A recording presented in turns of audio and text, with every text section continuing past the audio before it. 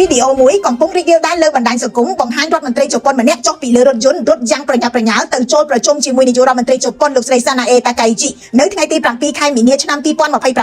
រដ្ឋមន្ត្រីរូបនេះមកយឺតតែ5នាទីប៉ុណ្ណោះប៉ុន្តែក្រោយពីប្រជុំចប់លោកស្រីត្រូវឈរចំពោះមុខអ្នកសារព័ត៌មាននិងកាំងកាមេរ៉ាហើយអោនក្បាលសុំទោសប្រជាជនជប៉ុននៅទូទាំងប្រទេសរដ្ឋមន្ត្រីនោះគឺលោកស្រីគីមីអូនូដាដែលទទួលបន្ទុកសន្តិសុខសេដ្ឋកិច្ចនៅចំពោះមុខអ្នកកាសែតនិងមន្ត្រីមួយចំនួនលោកស្រីអូនូដាបានបញ្ជាក់ថាការដែលលោកស្រីយឺតយ៉ាវចំនួន5នាទីដោយសារតែការកកស្ទះចរាចរណ៍ដែលមិនបានរំពឹងទុកបន្ទាប់ពីមានគ្រោះថ្នាក់លើដងផ្លូវនៅប្រទេសជាច្រើនការមកយឺត5នាទីអាចជារឿងធម្មតាក៏ប៉ុន្តែនៅជប៉ុនភាពយឺតយ៉ាវអាចជាបញ្ហាធំទៅវិញការសុំទោសរបស់លោកស្រីអូនូដាមិនមែនជាការបង្ខំទេវាគឺជាផ្នែកមួយនៃវប្បធម៌ទទួលខុសត្រូវរបស់ជប៉ុនជាពិសេសមន្ត្រីរាជការជប៉ុនមានពាក្យមួយដែលគេប្រើញឹកញាប់គឺគីរីដែលមានន័យថាកាតព្វកិច្ចនឹងការទទួលខុសត្រូវចំពោះសង្គមហើយជប៉ុនក៏មានពាក្យមួយទៀតគឺ shame culture ឬវប្បធម៌នៃភាពអាម៉ាស់ដែលសំដៅទៅលើការបរាជ័យក្នុងការគោរពវិន័យឬក៏ការបាត់បង់ការជឿទុកចិត្តពីសង្គមដែលជារឿងធ្ងន់ធ្ងរវប្បធម៌ទាំងនេះត្រូវបានបណ្ដុះឡើងក្រោយសង្គ្រាមលោកលើកទី2ក្រោយឆ្នាំ